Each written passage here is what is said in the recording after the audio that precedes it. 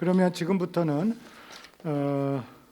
윤정수 김현장 고문님께서 지정 토론자분들과 함께 토론이 이어가도록 하겠습니다. 저는 잠시 후에 또 뵙겠습니다. 예, 안녕하십니까. 소개받은 윤정수입니다. 예, 인사드리겠습니다.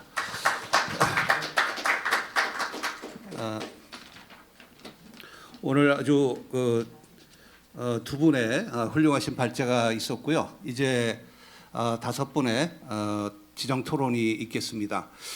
저는 2008년부터 2010년까지 기후대기 정책국장을 했었습니다. 이명박 정부가 녹색 성장을 국가 비전으로 세우면서 가장 이제 중요했던 게 전기차였는데, 그때 제가 2009년으로 생각하는데 관계부처가 합동으로 청와대에서 대통령한테 전기차 보급 종합계획을 보고를 했는데 2020년까지 세계 4위의 전기차 보급 국가가 되겠다, 이렇게 이제 보고를 했더니 이명박 대통령이 야, 4위가 뭐냐, 일단 1등으로 해놔야 나중에 4위라도 하지. 그래서 이제 한번 혼내킨 적이 있었는데, 그 해에 전기차 보조금 예산으로 처음으로 600억이라는 돈을, 그 당시엔 큰 돈이죠, 처음 책정을 했는데 1원도 못 쓰고 불용이 됐습니다. 그 당시에 인프라가 완성이 안 되고 여러 가지 이제 산업부에서 개발을 하고 우리 환경부에서 보급을 하도록 돼 있는데, 이게 이제 여러 가지 준비가 좀 미흡했죠. 그 뒤로도 몇 년 동안을 사실은 그 보급이 어려웠습니다. 그래서 최근에 이제 훌륭한 우리 후배 국장들이 나오면서 폭발적으로 이제 전기차 시장이 형성이 됐고, 그 당시에 기후대기가 이제 하나의 국이었고, 그때 예산이 한 3천억으로 기억이 되는데, 지금 박연재 국장 이야기를 들어보니까 4조, 어마어마한 10배 이상의 성장을 본 것 같습니다. 제가 이제 좌장으로 한다 그래서 잠깐 자료를 보니까 지금 이 시간에는 프랑스 파리에서 파리의 큰 행사가 열리고 있더라고요. 그게 이제 이름이 뭐냐면 그 파리 모터쇼라고 하는데, 아마 세계에 굉장히 큰 유수한 모터쇼 중에 한 개인 것 같습니다. 여기에서는 아마 중국의 전기차가 대거 아마 전시가 돼서 이렇게 되고 있고, 또 일본에서는 이 시간에 그 컨슈머 일렉트로닉스 이 쇼가 열리고 있는데 시텍이라고 그래요. 그래서 이거 매년 열리는데 여기에서는 그 플라잉 비클, 이 날아다니는 자동차가 보니까 매년 그렇게 디자인도 아주 멋지고 이런 것이 전시가 되고 있습니다. 대한민국에는 환경 할리머니 자동차 모빌리티에 대해서 토론을 하고 있습니다. 오늘 굉장히 귀중한 시간인데요. 오늘 시간이 많이 좀 지연이 돼가지고 바로 시작을 하도록 하겠습니다. 5분인데요. 순서를 약간 바꿔가지고 먼저 김창환 현대자동차 배터리 개발 센터장님께서 발표를 해주실 텐데, 우리가 그 시간이 많이 없지만은 이게 이제 한 10분 정도 이제 발표가 될 텐데 한 15분 정도 좀 발표를 해주시면은 감사하겠습니다. 상세한 제가 양력 속에는 시간상 생략하도록 하겠습니다. 예, 부탁드립니다.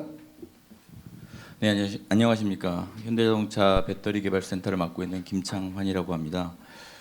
우선 오늘 이런 좀 멋진 중요한 자리에 현대자동차가 갖고 있는 친환경 모빌리티에 대한 저희의 또 철학과 방향을 설명할 수 있는 기회를 얻게 되어 굉장히 큰 영광스러운 마음을 갖고 있습니다. 결국 얼티밋한 그린 솔루션은 이 자동차를 포함한 조금 전 허탁 교수님께 말씀해 주셨던 어반 에어 모빌리티라던가 또 로보틱스, 그다음에 PBV, Purpose Built Vehicle, 이런 것들에 있어서 어떻게 저희가 모빌리티에 있어서 어떻게 엘렉트리피케이션을 실현하느냐에 저희 친환경적인 제품을 에 대한 어떤 전략 또 철학을 또 나눌 수 있을 것 같습니다. 일단 뭐 아까 허탁 교수님도 말씀해 주셨고 국장님께서 말씀해 주셨지만 지금 현재 자동차 OEM들이 갖고 있는 탄소 중립의 목표는 굉장히 어그레시브합니다. 지금 2019년도 자료를 보시면 저희가 차량 배출에서 나오는 CO2의 양이 전체 공급망 사업장을 통틀어서 한 80% 이상을 차지합니다. 여러 가지 파리 협약, 기후 협약도 있었고 2050년까지 지구 온도 상승을 1.5도씨로 제한하고 중립성을 달성하기 위한 로드맵 구축이 각 세계적으로 일어나고 있고, 역시 아까 좌장님께서 말씀하신 오늘도 여러 각국에서 이러한 친환경에 대한 이야기가 나오고 있고, 작년 저희가 이맘때쯤에 인터내셔널 오토모빌 컨퍼런스에서 프랑크푸르트에서 저희가 발표한 거는 현대자동차 그룹은 2045년까지 탄소 중립을 실현하겠다는 약속을 하였습니다.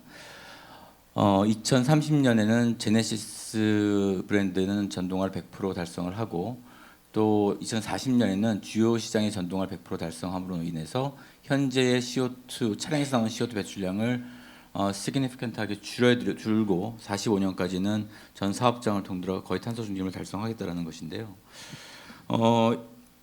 이 현재 지금 아마 한 5년 전, 10년 전에 엘렉트리피케이션이 방금 전 국장님께서 말씀하셨기도 하지만 연료전지, 전기차, 특히 전기차의 경우는 기존에 생각했던, 기대했던 숫자보다는 좀 더 빠르게 트랜지션이 일어나고 있다. 전동화의 트랜지션이 생각보다 빠르다라는 것인데, 이거는 물론 기후에 대한 인식도 기후 변화 또 환경에 대한 인식도 굉장히 달라졌고요. 사실 요즘 젊은 MZ 세대들의 어떤 그런 그 사고 방식을 보면 아마 어릴 때부터 미국의 경우에도 얼스데이라든가 그린 그 모빌리티, 여러 가지 그린 테크놀로지에 대한 이 인식 자체가 아주 어릴 때부터 박혀 있기 때문에 친환경에 대한 어떤 조금 그 친숙함 또는 의지가 저희 기성세대와는 조금 더 다른 온도로 가고 있는 것 같습니다. 현대자동차는 지금 현재 저희가 여전히 한 90% 정도는 엔진 내연기관을 달고 있습니다. 거기에 저희가 가고자 하는 전략 세 가지 방향은 기존의 엔진을 최고의 연비를 통해서 CO2를 저감하고, 그리고 하이브리드 시스템, 즉 전기를 충전하지 않는 일반 풀 하이브리드 시스템과 또 플러그인 하이브리드 시스템 등을 통해서 CO2를 매우 저감하는 기술들을 하고, 궁극적으로는 전기차와 수소 전기차를 가는 것이 저희가 갖고 있는 이 프로덕트 라인의 포트폴리오로 볼 수 있을 것 같습니다. 저희가 2040년까지는 말씀드린 주요 시장에서 제품 차량의 100% 전동화 달성은 이 두 가지 배터리 전기차랑 수소 전기차가 될 것으로 저희는 믿고 있습니다. 현재 지금 저희가 이 모든 세 가지의 프로펄전 시스템을 가지고 상반기에 글로벌 판매는 3위를 달성했습니다. 사실 5위를 달성했을 때도 상당히 굉장히 큰 그 마일스톤이었는데, 최근에 저희가 그 고객들에게 조금 더 다가가기 위한 고객 지향점을 좀 맞춰서 저희 그런 제품들을 만들어 보니까 상당히 마켓에서 굉장히 좋은 피드백을 받고 있는 것도 사실입니다. 특히 전기차 같은 경우는 많은 지금 아마 여기 앉아 계신 분들도 새로운 차를 주문하셔도 많이 기다리시는 분이 계시겠지만, 전기차 같은 경우도 거의 1년 이상 정도 기다리는 현재 상황입니다. 제가 충분히 만들 수 없는 좀 그런 상황이고, 아까 이제 전기차 판매량을 구사님께서 말씀을 해주셨는데, 사실 현대자동차가 이 전체 글로벌 풋프린트에서, 그러니까 일반 자동차를 포함해서 전체 판매량은 전체 3위지만 전기차 측면에서 상당히 좋은 반응을 얻고 있습니다. 작년에 비해서 이미 벌써 한 2배 정도 이상 전기차 성장을 볼 수 있을 것 같긴 한데요. 기대하고 있는데, 지금 이제 상반기의 전기차 판매량을 보면 글로벌 기준입니다. 테슬라가 압도적으로 높고 BYD, 상하이 오토, 폭스바겐, 그다음에 현대자동차가 이제 5위에 마크되어 있는데요.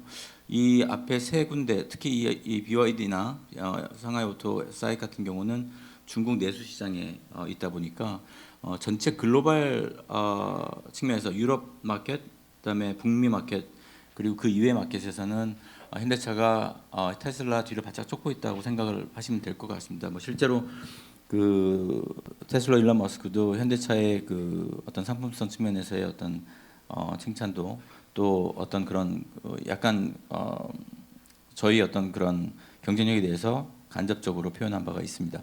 그 저희가 갖고 있는 2030년까지의 판매 목표는 아까 말씀드린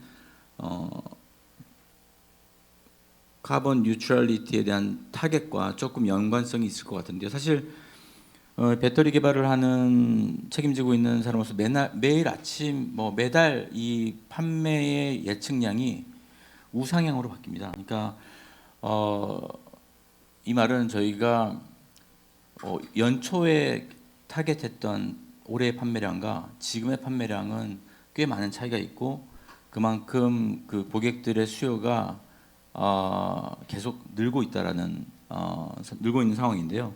저희가 2030년까지 약속한 타겟하고 있는 생산량은 한 현대, 기아, 제네시스 합쳐서 320만 대 정도를 웃돌고 있습니다. 저희가 700만 대 정도, 1년에 700만 대 정도의 생산을 하는 것을 가정하시면 거의 한 40% 정도 이상을 전기차로 전환이 될 것으로 예상됩니다. 물론 그 중에는 일부 수소 전기차도 물론 그 중에 포함될 것이라고 생각합니다. 하지만 지금 현재 그 전기차 플랫폼만으로는 324만 대를 예상하고 있습니다. 여러분들 다 아시다시피 아이오닉 5를 작년에 처음 출시해서 올해 아이오닉 6, 그다음에 제네시스 브랜드에서는 GV60, 그리고 EV6, 또 내년에는 여러 가지 조금 더 큰 사이즈의 자동차들이 출시될 전망입니다. 이 친환경성에 있어서 아까 혁탁 교수님께서 말씀하셨듯이 모든 OEM들은 이제부터는 탱크 투 휠이 아닌 웰 투 휠, 또 더 나아가서는 LCA 측면에서 라이프 사이클 측면에서 CO2의 발생량, CO2 배출량을 고려해야 된다는 말씀을 해주셨는데요. 사실 이러한 접근은 2015년 정도부터도 꽤 하이브리드라든가 그 연비가 좋은 내연기관과 비교를 시작한 것부터 꽤 어그레시브하게 유럽에서는 논의가 되었는데요. 하이브리드 시스템 같은 경우 좌측에 있는 내연기관과 하이브리드 시스템 같은 경우는 CO2의 배출량이 한 요 정도이고, 그다음에 이제 테일파이프에서 나오는 양이 거의 한 70% 이상을 차지한다고 볼 수 있습니다. 물론 여기에 제조 전 단계와 그다음에 연료의 사이클 통해서 요만큼의 엑스트라 CO2가 나오고요. 그런데 이제 전기차의 경우를 보면 아까 말씀드린 것처럼 탱크 투 휠, 지금 이 회색 부분은 제로가 되는데 반해서 퓨얼 사이클, 즉 웰 투 휠 기준으로는 굉장히 늘어난 걸 볼 수 있습니다. 물론 이 전체적으로 봤을 때는 조금 더 이 발전소의 효율이라든가 이런 것들이 뛰어나기 때문에 독일의 경우는 꽤 높은 CO2, 웰 투 휠을 볼 수 있는데요. 거기에 추가적으로 전기차에 들어가는 리튬 배터리를 생산하는 데 있어서 아마 조금 이따 유진상 센터장님께서 배터리를 생산하는 데 있어서의 CO2를 조금 더 상세하게 설명해 주시겠지만, 주로 제품을 만드는 데 있어서 제품을 만드는 데 있어서 드는, 그러니까 제품을 부품까지 포함한 제조 전 단계에서의 나오는 CO2의 양과 배터리만 만드는 데의 CO2 양이 거의 동일한 것을 볼 수 있습니다. 그래서 이 배터리 엘렉트릭에는 이 추가적인 한 20% 정도의 CO2가 더 많이 나오는 걸 볼 수 있고요. 실제적으로 저희가 저희 제품 현대 코나의 경우와 테슬라 모델 3, 그다음에 복스바겐 여러 가지 그 전기차를 비교했을 때 실제로 이 웰 투 휠에서 나오는 CO2 이외에 제조 전 단계와 배터리 만들 때 나오는 CO2 양이 거의 동등한 것을 볼 수 있습니다. 조금 더 자세한 설명을 드리면요. 아이오닉 5 같은 경우는 사실 헛덕 교수님 많이 도움을 주셔서 저희 그 현대자동차 내부에서 이 라이프 사이클 동안에 이 vehicle chain, 제조 전 단계인 프리 매니팩처링, 그다음에 이걸 운송하는 단계, 그다음에 이걸 제조 조립한 단계, 그리고 디스트리뷰션, 그리고 탱크 투 휠, 엔드 오브 라이프까지 전체를 전체 전 과정에서 나오는 CO2를 분석을 하고 거기에서 CO2의 그 프랙션을 분석해 본 결과 실제적으로 트랜스포테이션 매니팩처링에서 드는 CO2의 양보다는 이 제조 전 단계에서 드는 리튬 배터리 그리고 제조에 들어간 부품을 만드는 데 들어가는 CO2, 그다음에 웰투 윌에 들어가는 CO2가 거의 대부분을 차지하고 그 비중은 한 40% 정도 전후가 되는 것으로 볼 수 있습니다. 물론 여기에는 아까 말씀드린 것처럼 어디가 제일 많이 CO2가 나오는 거에 따라서 점점 줄여가는 노력을 하고 있고, 실제적으로 조금 더 말씀을 드리면 이 오른쪽 그래프를 보시면 조금 더 이 앞으로 전기차가 갖고 있는 카본 뉴트럴리티의 포텐셜을 보실 수 있을 것 같은데요. 현재 지금 전 세계에서 나오는 엘렉트리시티 그리드 믹스를 갖다가 보면 주로 석탄 발전, 천연가스 발전, 뭐 일부의 원자력 발전도 있습니다만 지금 현재 발전소에서 나오는 CO2도 상당한 양이 차지하기 때문에 이것이 점차 리뉴어블 에너지로, 예를 들면 포토볼테이크, 태양전지라든가 그다음에 풍력, 그다음에 수력 이런 것들로 대체가 되면 궁극적으로는 CO2 배출량은 거의 제로로 갈 수 있는 포텐셜을 가지고 있다고 보시면 될 것 같습니다. 하지만 여전히 왼쪽에서 보시는 것처럼 하이브리드 자동차에서 나오는 CO2가 웰투 윌을 계산했을 때, 또 탱크 투 윌을 계산했을 때 여전히 전기차는 효율적인 측면이나 여러 가지 측면에서는 꽤 높은 그 CO2의 경쟁력, CO2 배출량이 굉장히 낮은 걸 볼 수 있습니다. 따라서 앞으로 전기차에서는 전기차의 전환은 필수 불가결이라고 보고 있고요.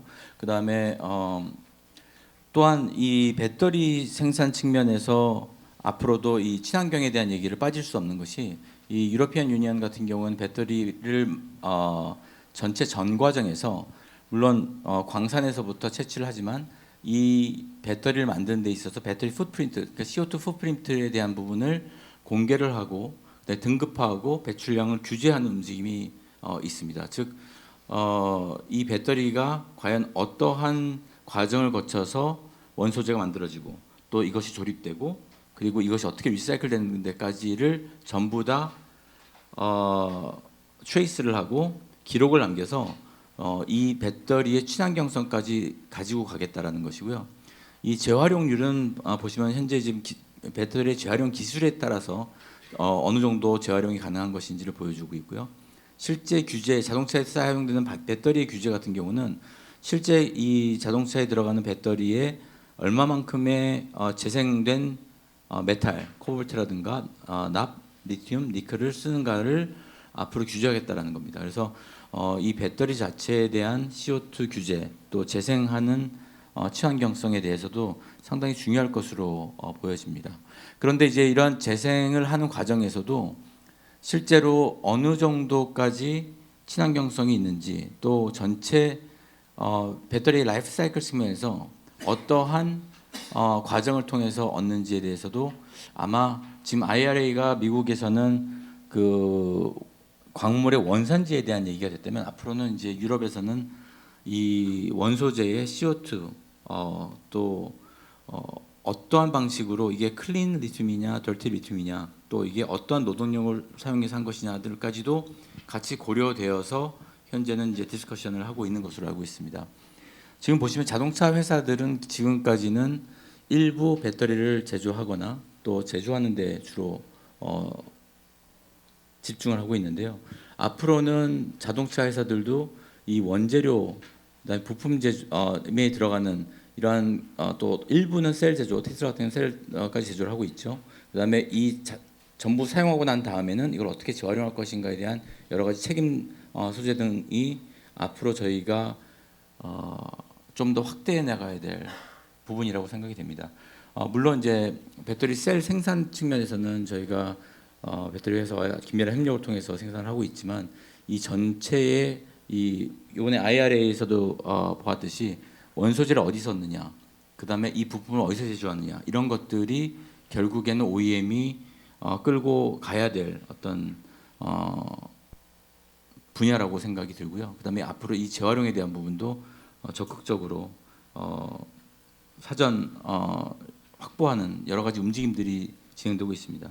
뭐 실제적으로 북미의 GM 같은 경우도 그 마이닝 인더스트리의 회원사로 이제 등록이 되면서 리튬 광산을 확보한다든가 또 재활용 업체와 조인트 벤처를 한다든가 이러한 여러 가지 합종 연회들이 일어나고 있습니다. 그렇기 때문에 OEM들은 이 전체 친환경 측면에서 어느 정도 환경성을 확보하는데 또 CO2를 얼마나 줄이는데 지속적인 노력이 필요해 보입니다.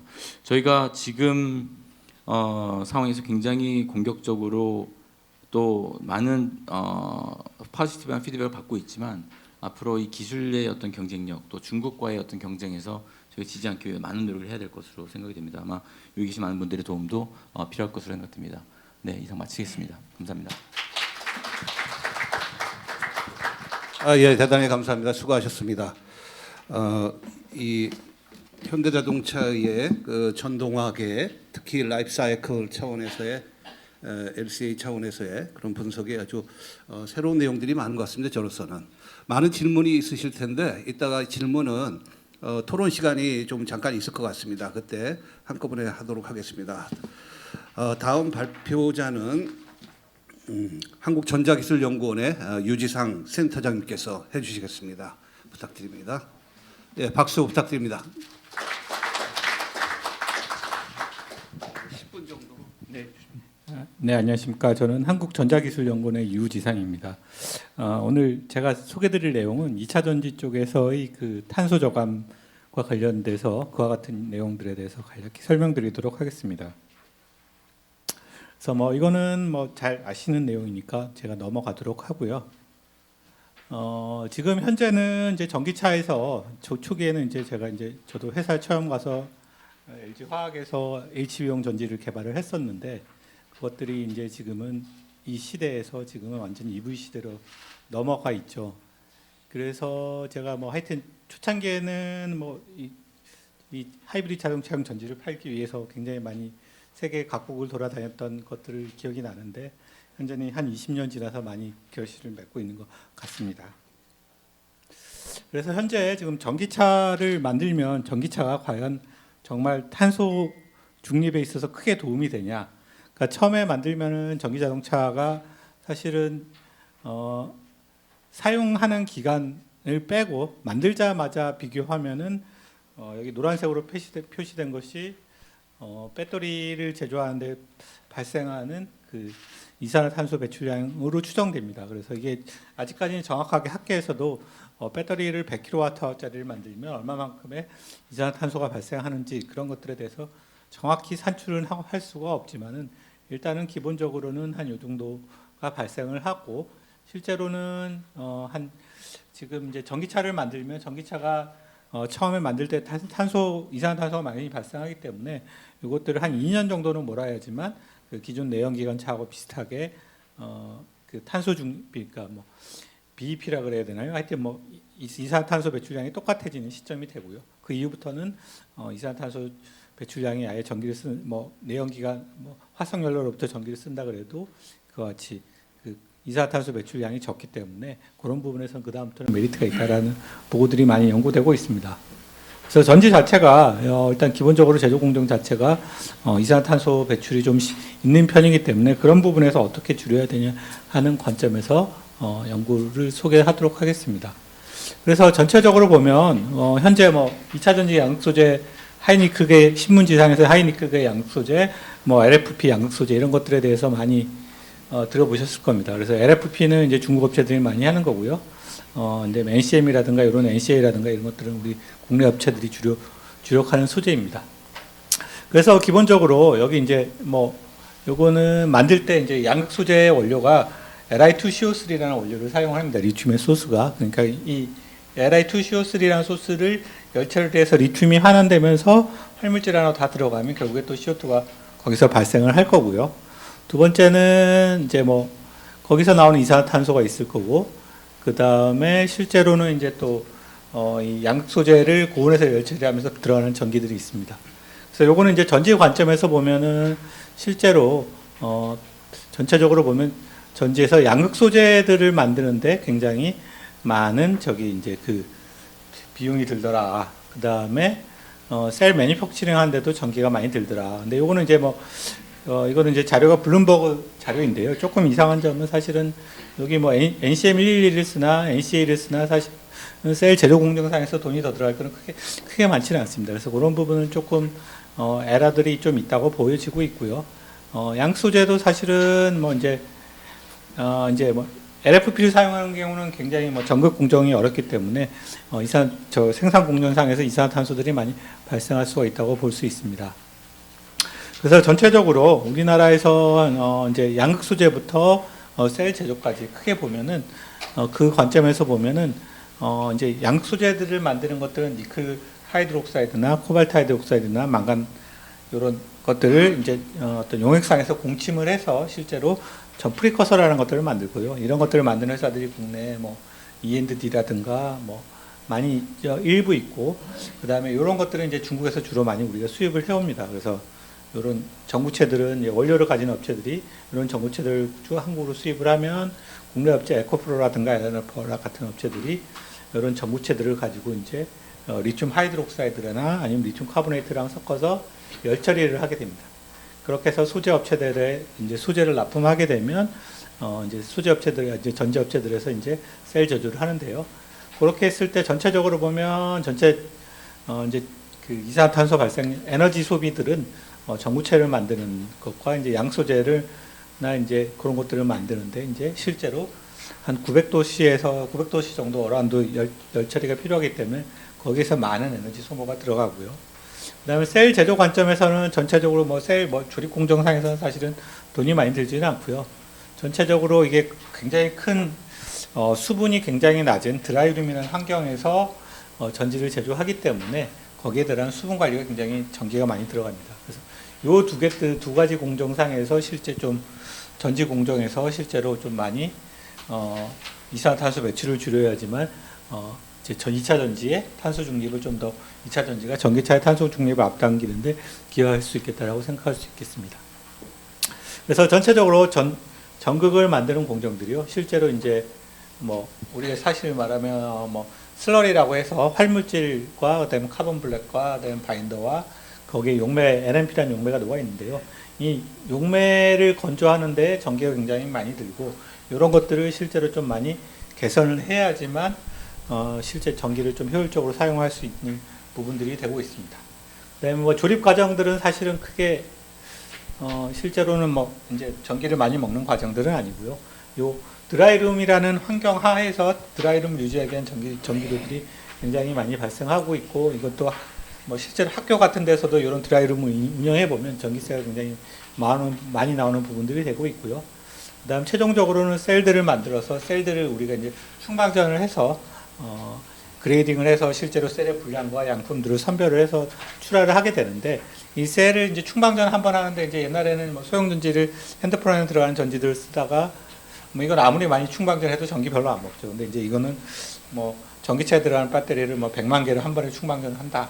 그럼 전기 굉장히 많이 먹습니다. 그래서 그런 부분에서 이제 전기들이 좀 소모가 되는 그런 부분들이 있습니다. 그래서 현재는 전지 쪽에서는 이제 전체적으로 가장 크게 접근하는 방법들은 기존의 이제 전극 공정들을 굉장히 크게 바꿔보자.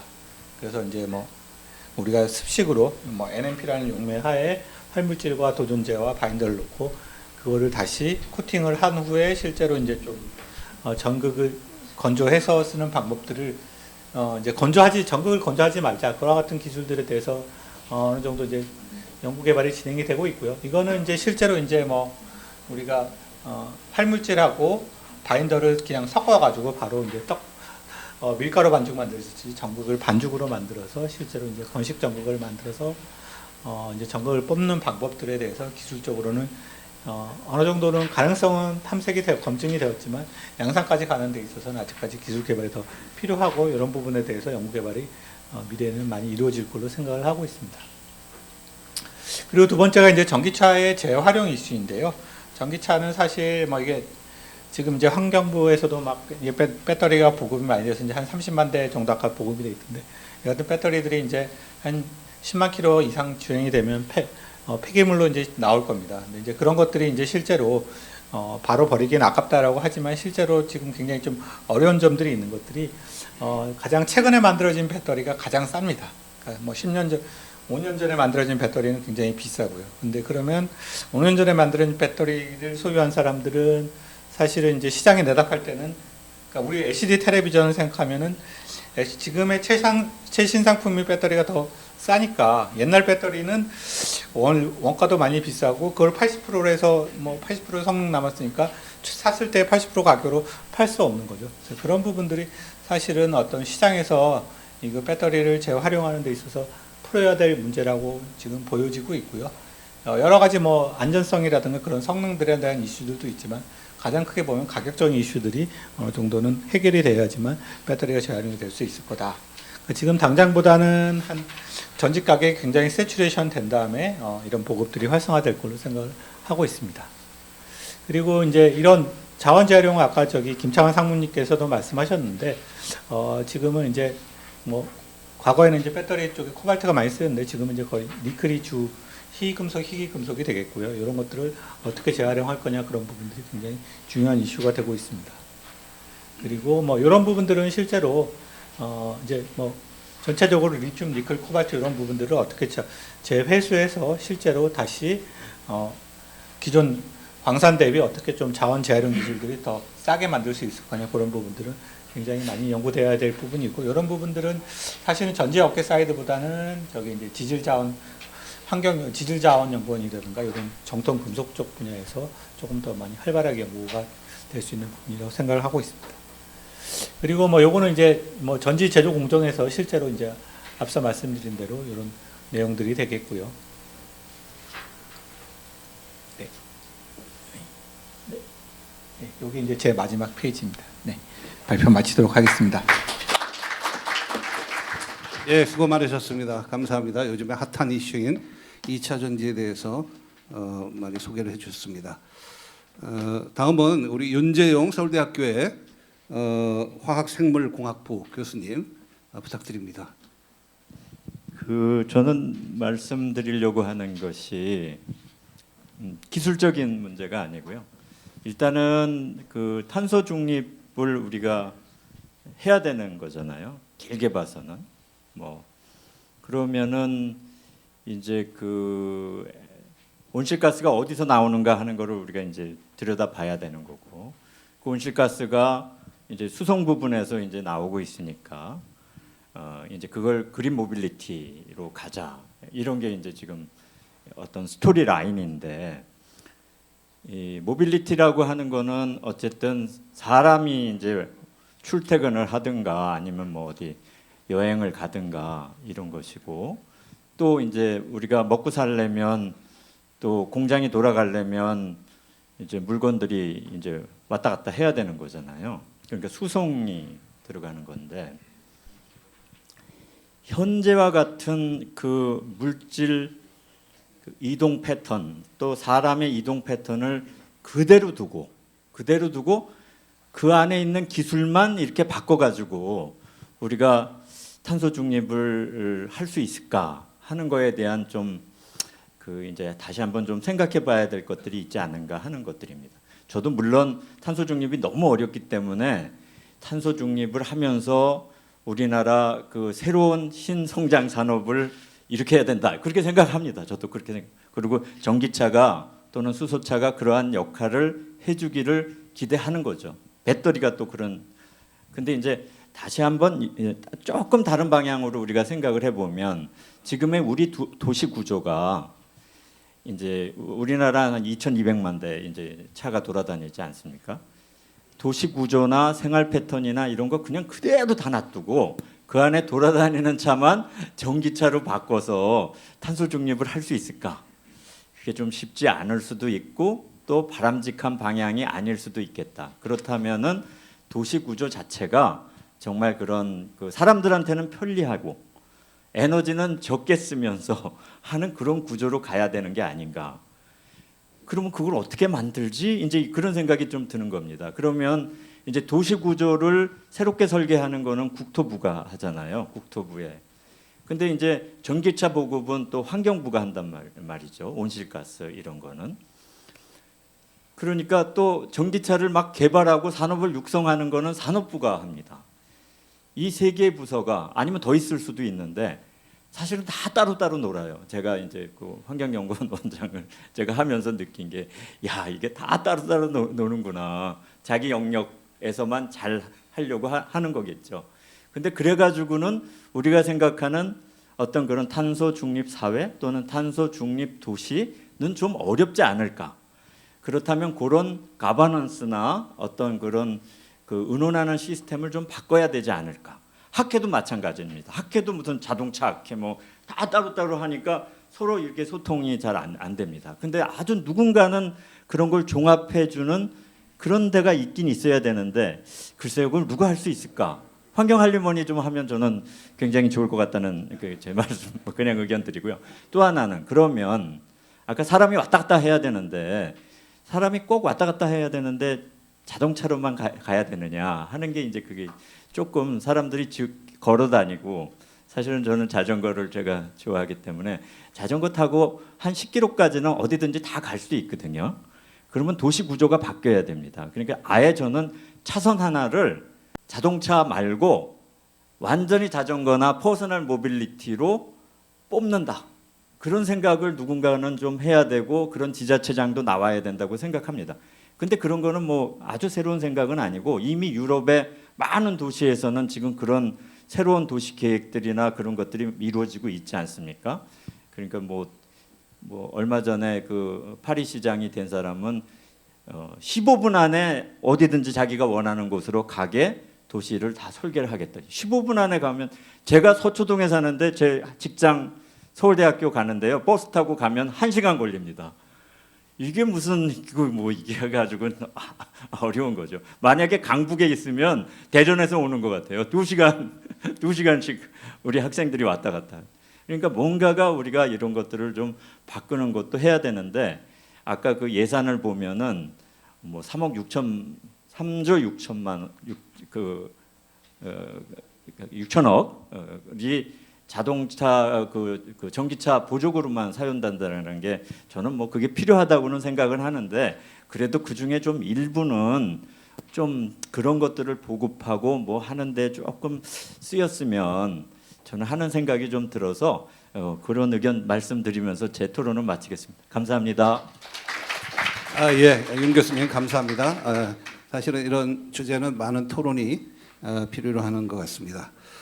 다음은 우리 임동순 한국환경경제학회 회장님이시고 한국환경정책학회 회장님도 하시고 여러 가지 부탁드립니다. 예, 고맙습니다. 시간이 참 많이 흘러갔고 또 이번 토론은 제가 흔치 않게 여러 세미나나 포럼 해봤는데 그 강의에 빠졌어요. 아주 좋은 영화 보는 것처럼.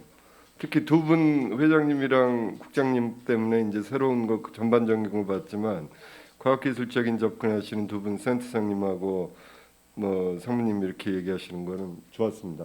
제가 여기에 써놓은 거하고 차이가 있는 것도 있고 뭐 요약은 다 됐습니다. 두 분은 그러시고 나중에 저 토론에서 발제형 토론하신 분께서는 현재 우리가 알고 있는 배터리, 전기차의 반이라고 하는 배터리 그리고 전기차 전체가 상당히 진전됐다. 1년 전보다 더 진전됐습니다. 제가 여기 오신 한탁환 교수님하고 한 3, 4년 전부터 전기차를 했었는데 많이 바뀐 상황이다. 요거 말씀을 드리겠습니다. 그러면 친환경적이냐, will to will, 뭐 LCA 다 얘기를 했지만 제가 직관적으로 느끼기에는 그래서 퀘스천은 부품을 만들든 전기차를 운행하든 대부분은 전기를 씁니다. 현재 우리나라가 2017년에 석탄 42% 쓰고 아마 우리가 좀 좋아진 게 석탄이 작년에 아마 33% 썼을 거예요. 그러면 10%는 앉아서 버는 거야. LCA나 기술적 노력이 없는 거예요. 어떻게 됐냐면 전기가 더 클린해졌다 이 얘기죠. 근데 앞으로는 말씀하신 것처럼 전기를 어떤 방식으로 공급하느냐가 전반적인 논의에 아주 중요한 역할을 할 것이다. 그거는 환경부가 손도 떼고 산자부가 될 수가 없어요. 시장에서 해결을 해주는 측면도 있어야 돼요. 계획은 하지만 그런 측면에서 최근 10차 전력수급 계획 이후의 논의는 되게 중요하다. 앞으로 10년, 20년, 장기적으로는 2050년까지. 그 다음에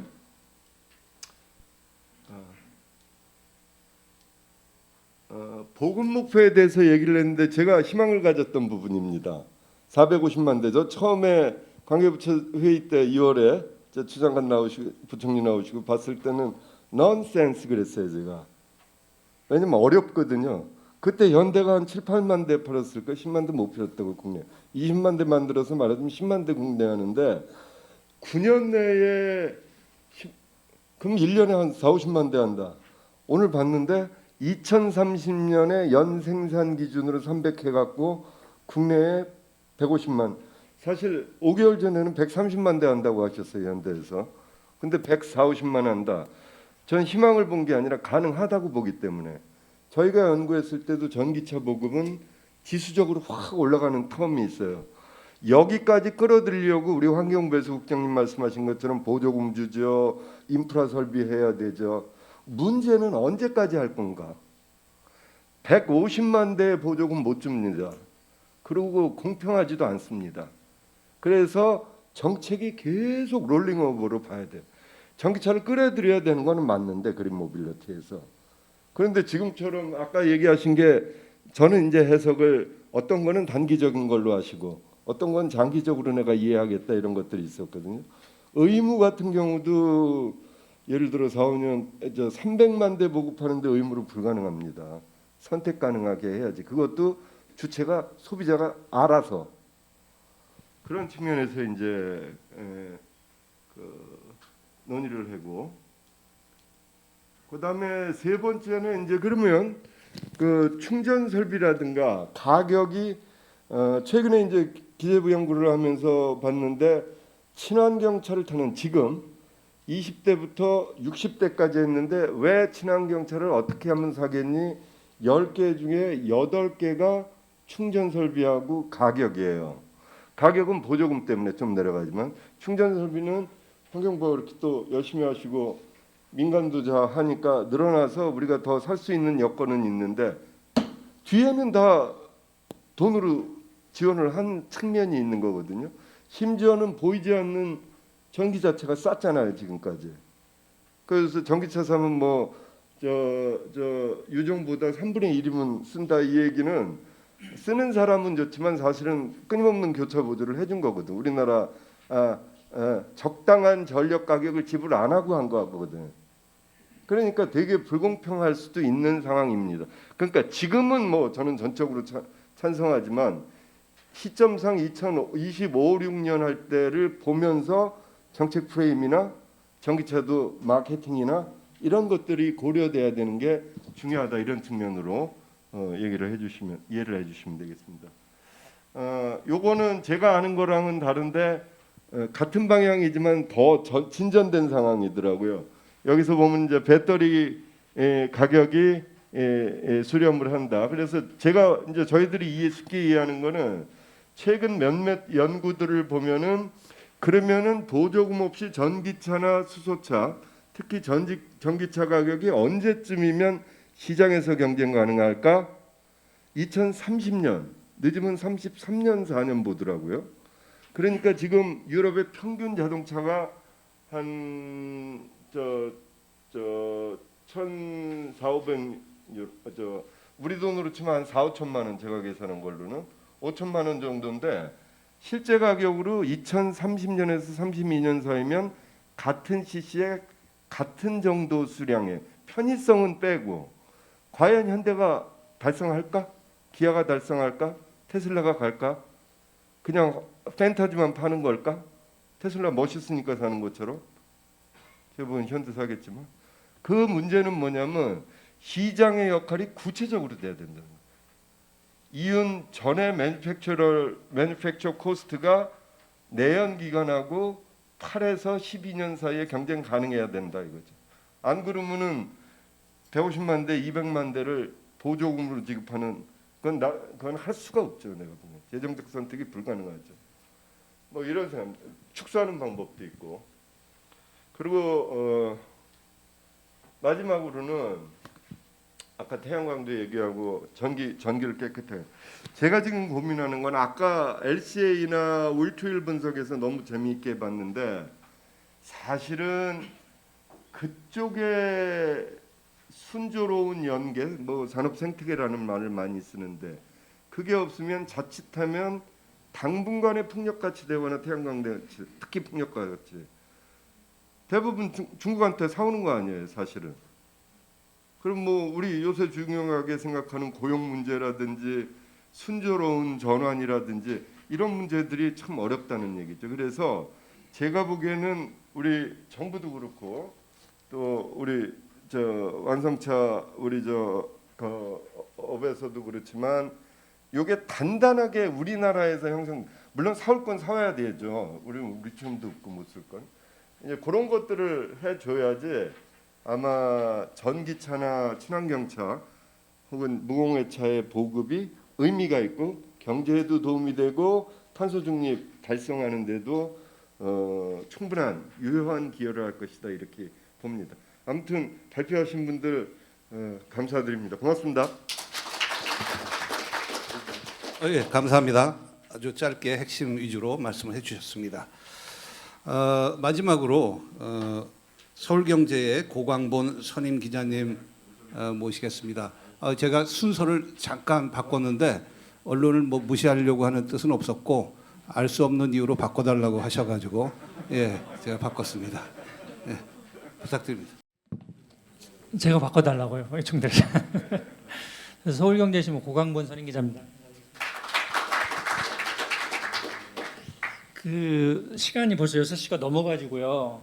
그냥 요거 이렇게 3페이지 정도 이렇게 한 것 같은데 그냥 책자 이게 잠깐만 참고해 주시면은 저는 지금 퍼펙트 스톰 상황에서도 또 뭐 전쟁 나고 이렇게 글로벌 공급망 완전히 재편되고 뭐 이 대형 복합 위기가 오는데 이게 좀 이 뒷걸음치는 수가 있잖아요. 예를 들면은 현 정부가 벌써 에너지 정책에서 지난 정부의 탈원전 탈피하고 이제 그런 건 나름대로 바람직한데 그런 수소나 특히 요즘 보면 뭐 태양광 쪽도 엄청 뭐 이렇게 매스를 가하고 그러는데 그런 친환경 원료원 그런 거에 대해서 이렇게 태양광이든 뭐 수소든 풍력이든 이렇게 좀 홀대라고 해야 되나 아니면 조금 비중을 낮춰가는 그런 상황 속에서 어떻게 이렇게 탄소 중립을 할 수가 있을까 하는 그런 일단 의구심을 먼저 한번 가져보거든요.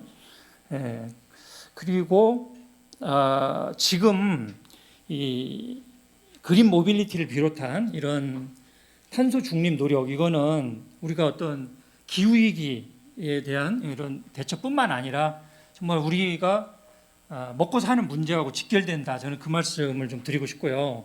자, 예를 들면 내년부터 아까 뭐 내연기관차 뭐 2025년에서 2040년까지 판매 금지 그것도 가장 중요한 또 이슈겠지만 그린 모빌리티에서는 당장 내년부터 EU에서 여러분 잘 아시다시피 탄소 국경 조정제가 시행이 되잖아요.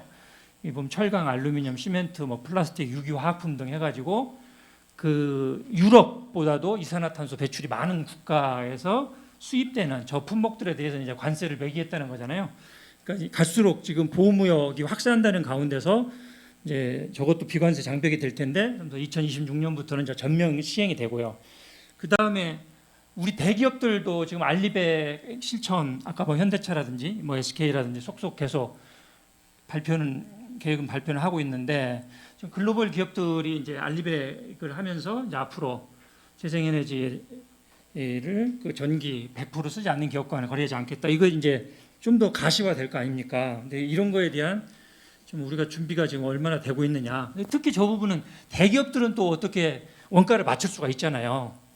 어떻게든지 뭐 협력사를 뭐 쥐어 짜든지 뭐 내부에서 원가 효율화를 하든지 하겠지만 중소 벤처기업들은 저런 거에 과연 어떻게 맞출 수 있을까 좀 그런 걱정도 좀 되고요.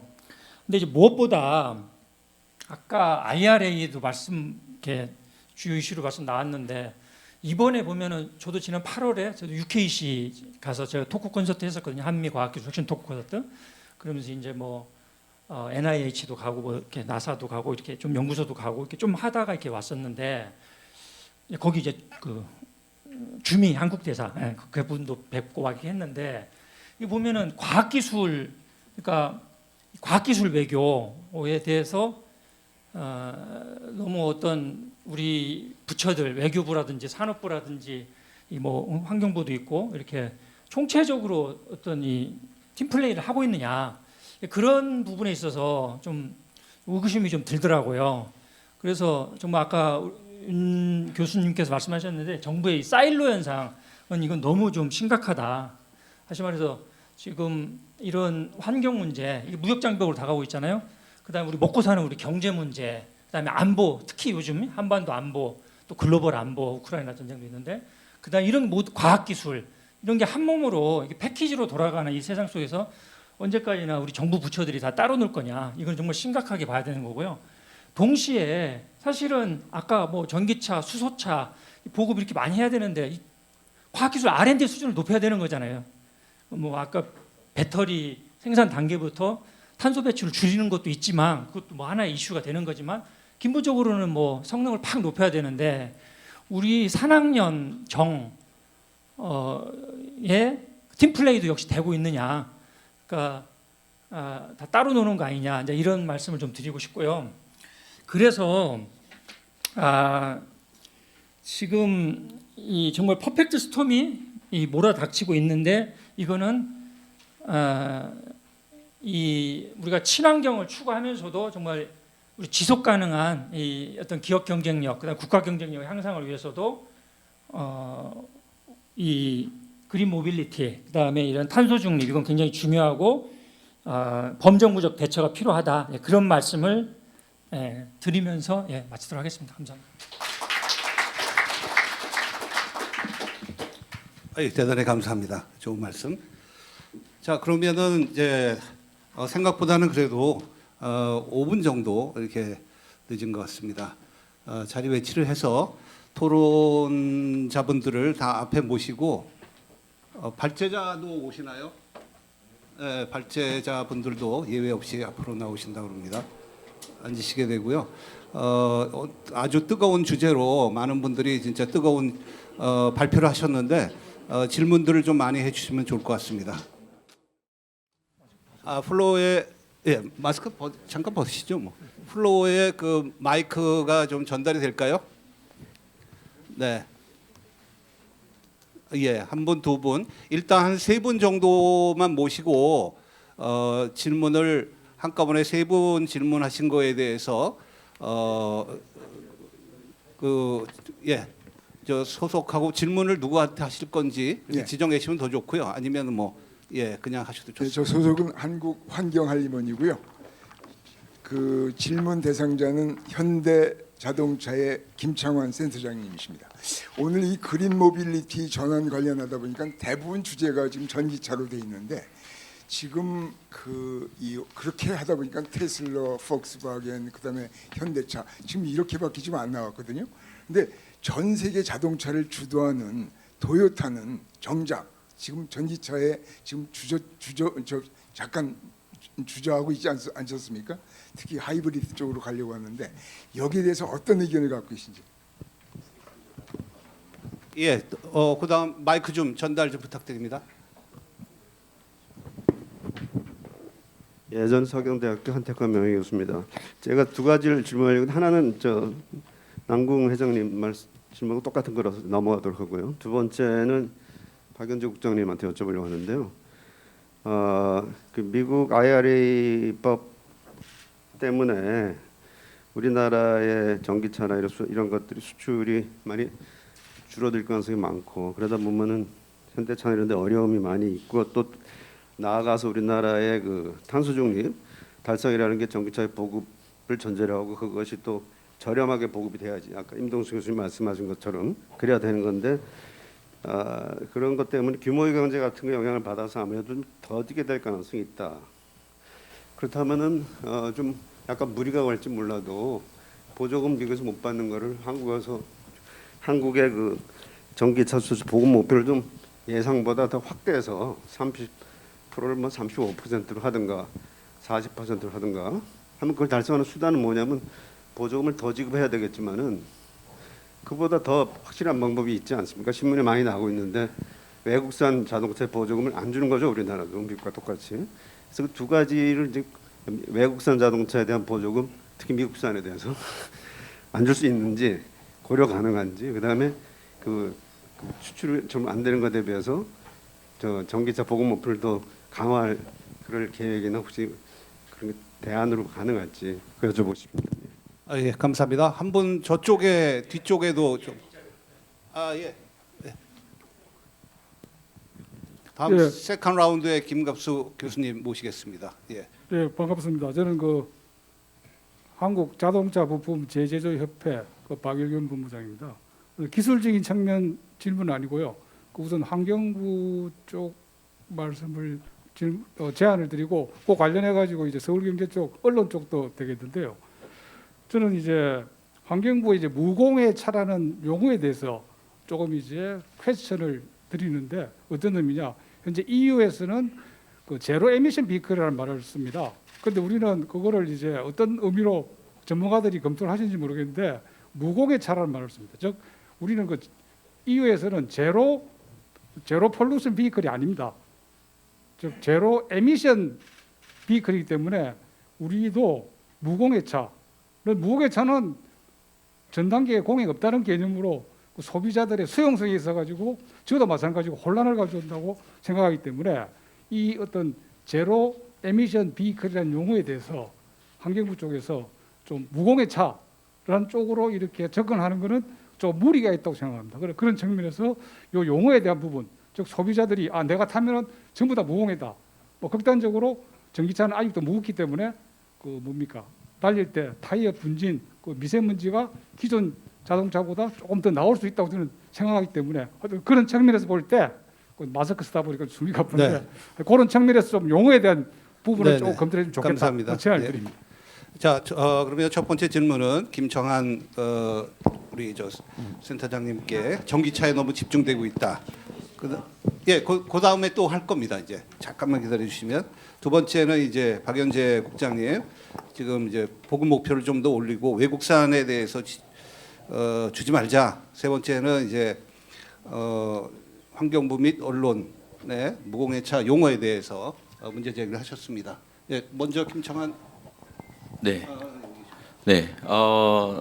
굉장히 좋은 질문 해주셨고요. 사실 제가 최근에 8월에 일본에 다녀와서 이제 그쪽 동향을 보고 저희가 지금 아까 이 차트에서 안 보여드리는 도요타는 저희보다 약 10분의 1 정도의 전기차 판매를 보이고 있습니다. 플러그인 하이브리드까지 포함해서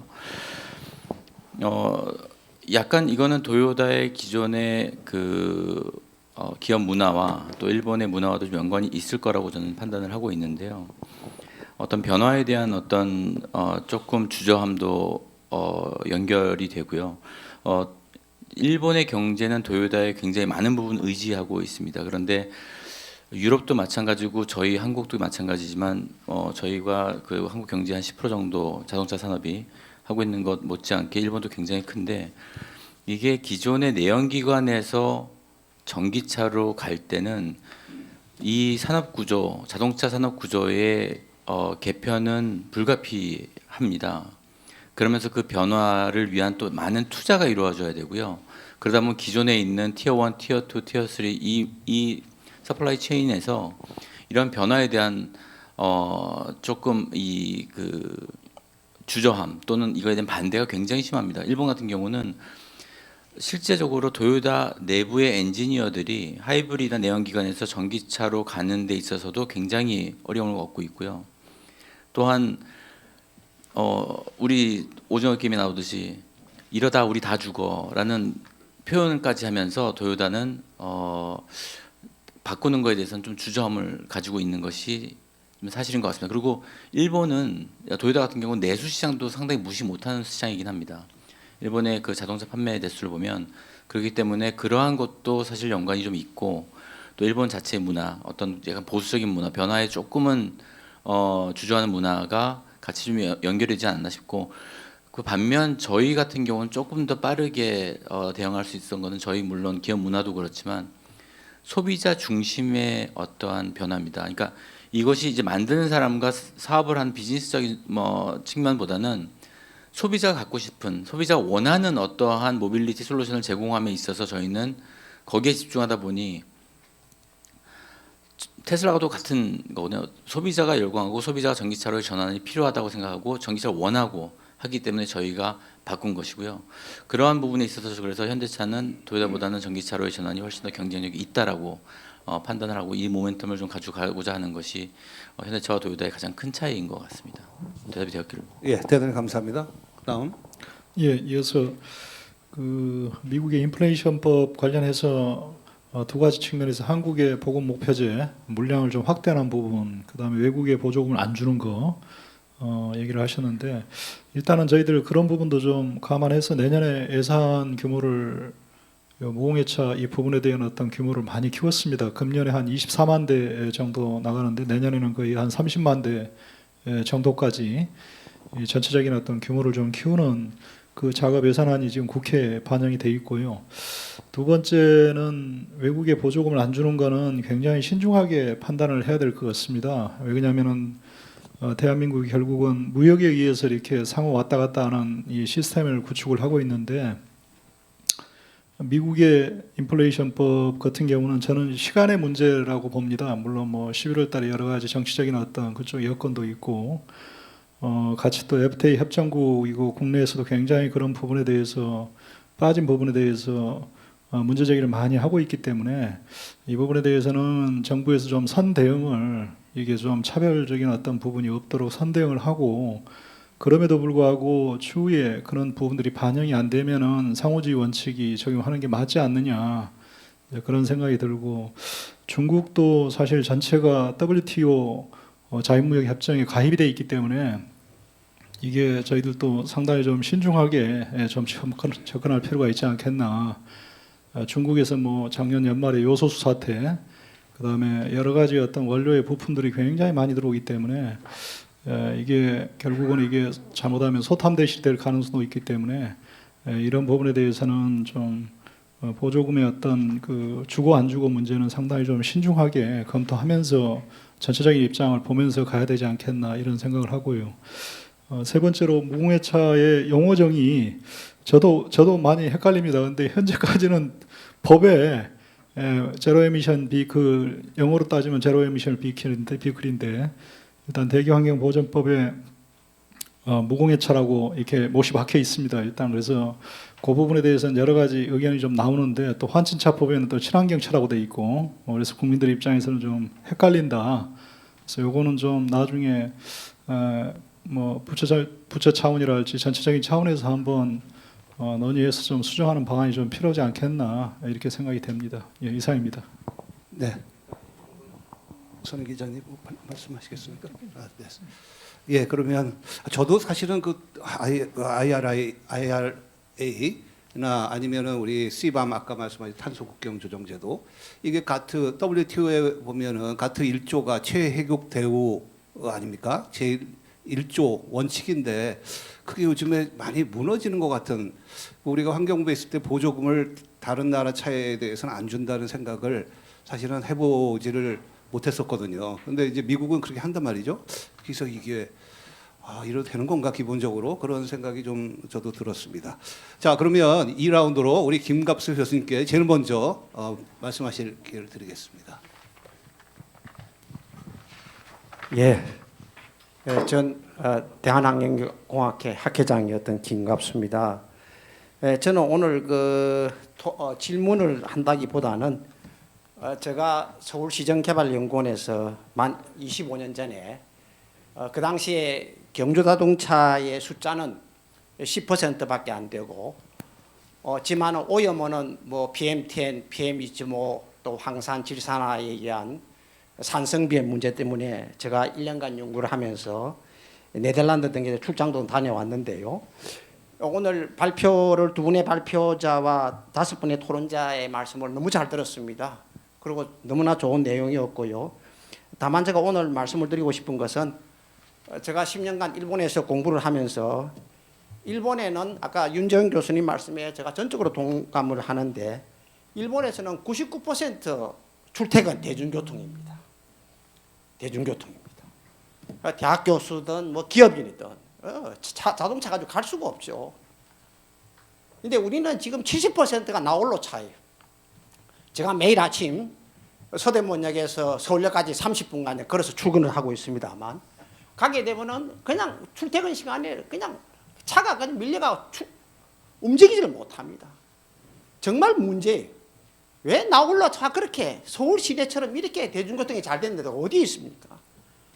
우리 바로 집 옆에 서울 경찰청이 있고 그냥 경찰청이 있는데요. 그분들 물론 뭐 업무를 하기 위해서 자동차를 가져와야 되는지 모르겠지만 서대문역 바로 옆에 있어요. 2분밖에 안 걸립니다. 근데 차를 다 가지고 온다고. 이것들을 빨리 제가 어떻게든 뭐 이렇게 정말 우리 한국인의 문제인데요. 지나치게 이야기를 한다면은 이거 정말 고쳐야 된다. 하고 제가 생각을 하고요. 제가 아까 윤재영 교수님께서 말씀하셨는데 제가 네덜란드를 갔을 때 아까 네덜란드는 자전거 도로가 1차선이 별도로 있습니다. 다치지 않게끔 사고가 나지 않게끔 별도로 자전거가 다녀요. 30%가 자전거로 출근합니다. 자전거를. 그래서 우리도 그런 거를 만들어야 되지 않겠나. 지금 자전거 도로가 서울 시내에 있습니다만 위험해서 못 다녀요. 그래서 자전거 도로를 별도로 하나 만들어야 된다. 이렇게 강력하게 생각을 해보고요. 또 제가 지금 현재 아들이 살고 있습니다만은 1989년에 아파트가 만들어졌는데 그 당시에 뭐 해서 171세대인데 100대의 주차도 안 되는 곳인데 얼마 전에 갔더니 그냥 전기자동차 3군데를 만들었어요.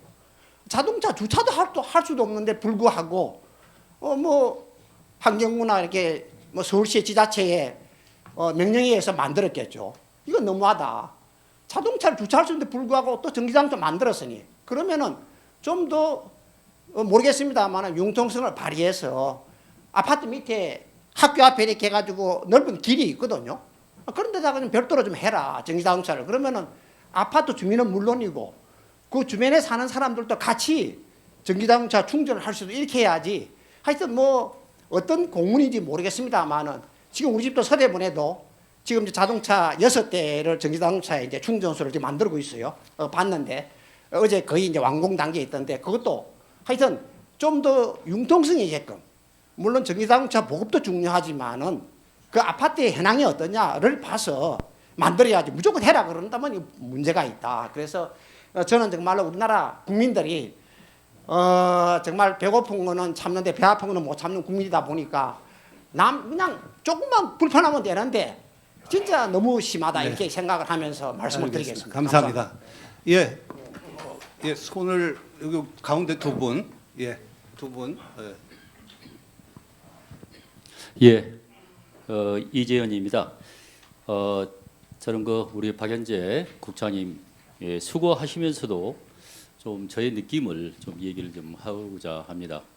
저도 환경부에 있을 때 천연가스 우리 이규영 장관이 모시고 드라이브를 건 적이 있고 하이브리드 자동차, 전기 자동차 또 이 친환경 자동차 보급이 마치 나의 운명처럼 또 지자체장을 맡으면서 제가 수소차를 좀 해본 경험에 의해서 제가 좀 지금 이 시점에서 우리 환경부에서 좀 드라이브를 좀 거는 정책적 실천적 전략이 필요하지 않느냐 그런 측면에서 제가 그런 부분이 준비되고 또는 뭐 이행이 되고 있는지 모르겠지만 전국의 지자체가 어쨌든 226개인데 좀 잘할 수 있는 지자체 그리고 환경적으로 좀 논리적으로 환경 저감을 위해서 필요한 지자체를 옛날에 뭐 시범도시를 정해서 추진을 좀 했는데 이 시점에서 전기자동차나 수소자동차를 지자체와 파트너십을 통해서 좀 해야 될 시점이 아닌가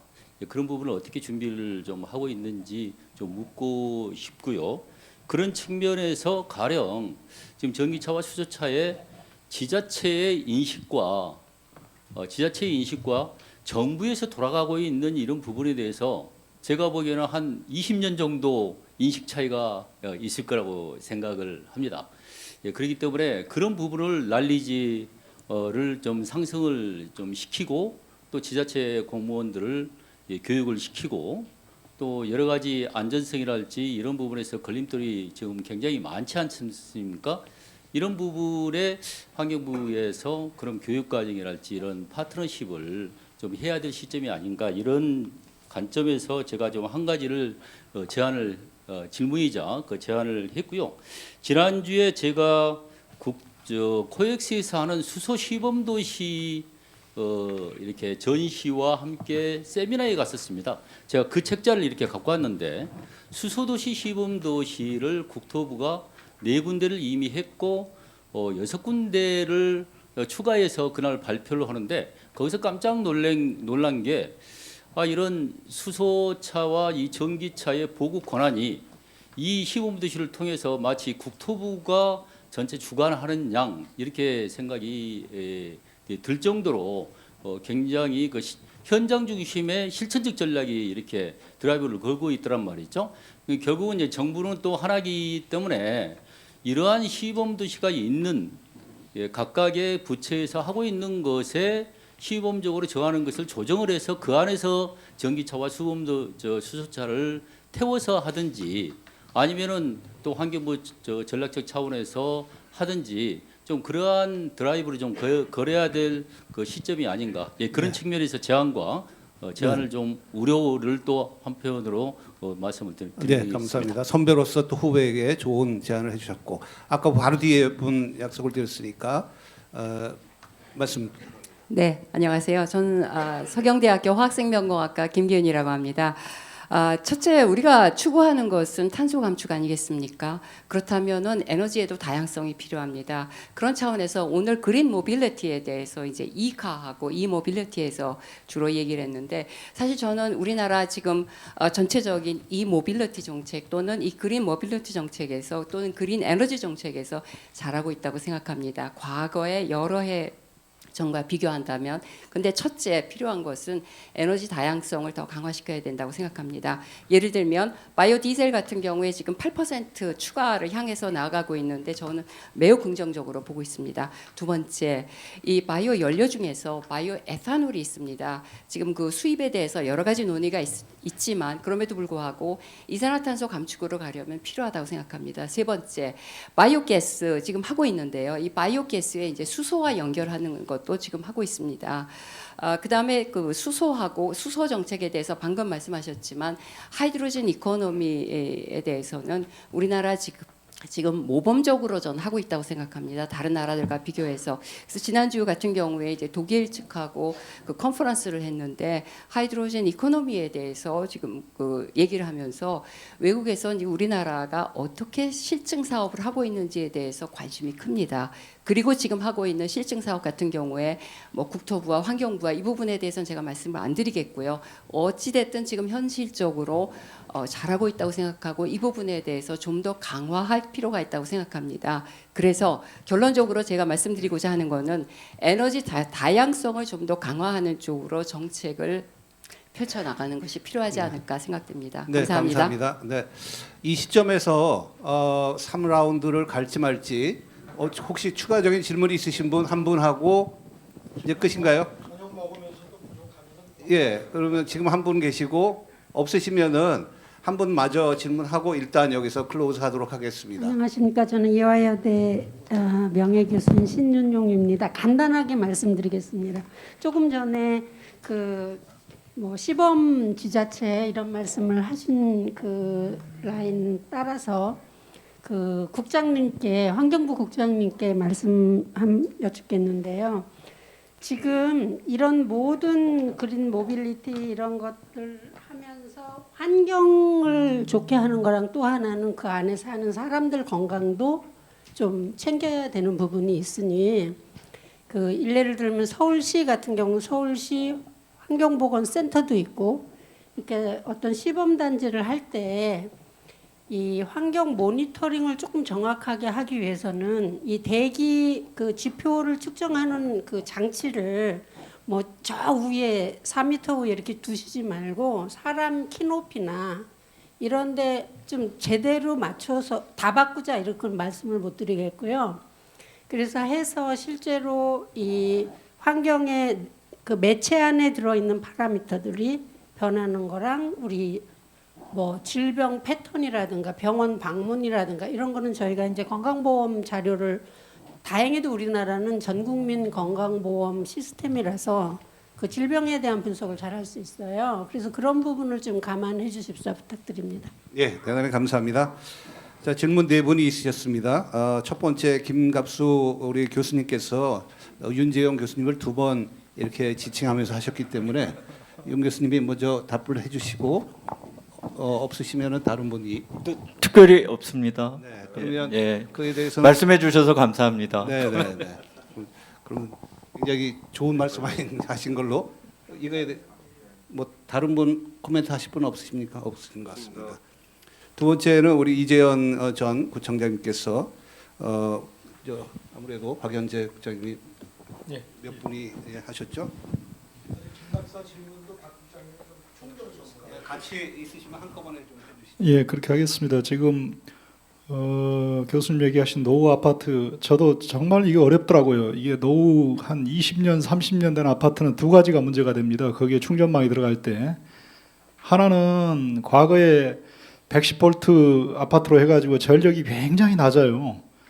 일단 충전망을 깔려면 돈이 한 서너 배 더 들어갑니다. 그러니까 외부에서 전력을 다시 전체적인 공사를 해서 들어가야 되기 때문에 민간 충전 사업자 같은 경우는 한 20년 이상 된 노후 아파트는 안 들어가려고 합니다. 이게 돈이 워낙 많이 들어가니까.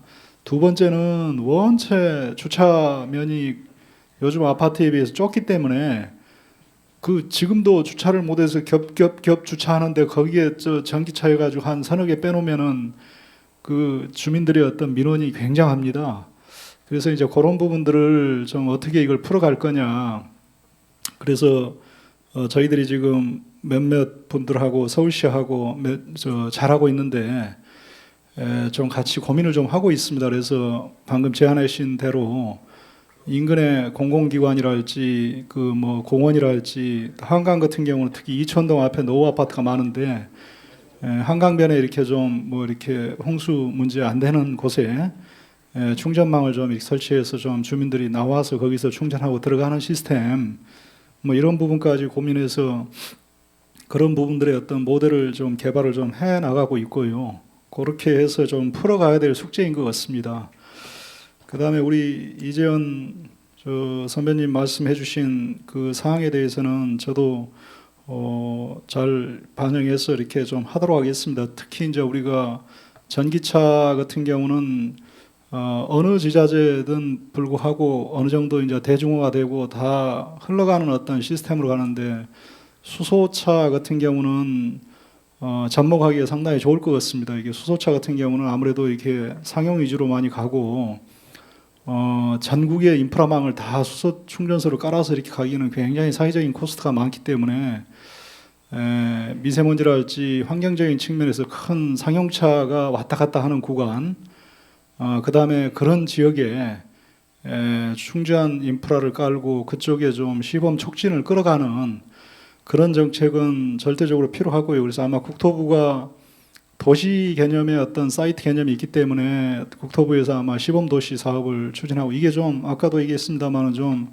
국토부 환경부 산업부가 물론 협의하고 채널은 같이 하고 이렇게 탄중에서 논의하는 구조체는 있습니다만은 약간 좀 출발할 때 각계 이렇게 사일로 현상처럼 가는 어떤 그런 부분도 있습니다. 그래서 저희들 같은 경우는 뭐 부울경이랄지 평택, 그다음에 인천, 또 부산 여기에 MOU로 해서 수소가 이렇게 집중과 선택을 할 수 있도록 이렇게 해서 지금 정책을 펴나가는데 이거를 저희들도 지금 산업부랄지 국토부의 어떤 여러 가지 도시 성격 이런 부분하고 좀 같이 결부해서 같이 가는 형태 이런 부분에 대해서는 정부 내에서 서로 이렇게 협조하는 그런 부분들이 좀 강화될 필요가 있겠다는 생각이 듭니다.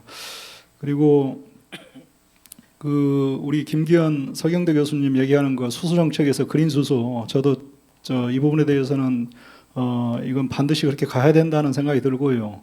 그래서 이제 시범적으로 저희들이 크게 하는 게 광역 정수장에서 이렇게 낙찰할지 이런 데에서 생기는 데에서 이렇게 발전을 해서 그린 수소를 생산해서 주변에서 이렇게 쓰는 방안. 그 다음에 저희들 유기성 폐기물, 음식물부터 해가지고 그간에 뭐 유기성 폐기물을 주로 이렇게 건조하고 뭐 퇴비화도 하고 사료받다 갔다가 이렇게 해서 이게 잘 안 되는데 저희들 환경부 내에서도 이게 뭐 폐기물국에서 하다가 뭐 물국에서 하다가 이렇게 헷갈립니다. 그래서 이걸 전체를 통합을 시켰습니다. 그래서 환경부 내에 물통합정책국에서 에너지화 쪽으로 전체를 다 이렇게 했고, 그래서 뭐 나오는 슬러지랄지 또 음식물이랄지 이런 어떤 축산 분도랄지 이런 부분에 대해서는 주로 이제 에너지화 쪽으로 많이 가고, 거기에서 주로 이제 메탄, 최근에는 저 충주 같은데 가보면은 충주 그 음식물을 70톤을 넣어가지고 수소로 생산합니다. 물론 들어갈 때 상당한 비용은 좀 들어가지만은 수소로 생산해서 충주시에서 사용하는 어떤 그런 부분들을 지역에서 바로 이렇게 공급을 해주면 굉장히 단가를 낮출 수가 있거든요. 그래서 에너지 자립이 또 이렇게 지역별로 할 수가 있고, 그런 부분의 어떤 정책은 굉장히 정부 내에서 확대를 해나갈 필요가 있겠다는 생각이 듭니다. 그래서 추후에 수소법에 할 때 이 그린 수소에 대한 어떤 가중치를 좀 많이 주고 정책 방향에 갈 수 있도록 끌어가는 어떤 과정은 좀 필요하다고 생각이 되고요. 마지막으로 우리 신 교수님이 그 측정망의 어떤 이 제일 좋은 건 사람 키높이에다 설치하면 좋은데, 이게 이제 관리 문제가 있습니다. 이게 측정망 시스템이 굉장히 고가고, 그래서 주로 지자체에서 설치하면은 관리가 용이한 주민센터 이렇게 옥상에, 그러다 보니까 초창기에는 뭐 20m에서 30m 위에 이렇게 측정망이 되다 보니까 이게 현실하고 동떨어진 문제가 있습니다. 그래서 저희들이 그 계속적으로 지자체하고 협의해서 지침도 바꾸고, 현재는 뭐 보통 한 10에서 한 15m 선까지는 좀 넘어가지 않도록, 그럼에도 불구하고 이제 도로가에 설치하면 여러 가지 관리 문제가 있기 때문에 참 이게 좀 이렇게 기본적인 어떤 중요 거점의 측정망은 그렇게 가더라도 이 도로변의 어떤 여러 가지 이제 최근에 IT 기술이 굉장히 많이 발달이 되기 때문에 간이 측정이랄지 이런 부분으로 좀 보완을 하는, 또 최근에 KT에서 미세먼지 측정기랄지 이런 부분도 많이 합니다. 또 측정 기술이 발달이 되니까 그런 부분으로 점차 보완을 해나가는 그런 체제로 가는 게 맞지 않겠나 생각이 됩니다. 네, 네. 예, 감사합니다. 맨하탄 같은 경우는 빌딩에 사람 높이 맞는 바깥으로 이렇게 고정을 해서 실제로 모니터링을 해보고 확인을 해야 돼요. 건강에 영향을 주는지 그렇게 하고 있고. 네.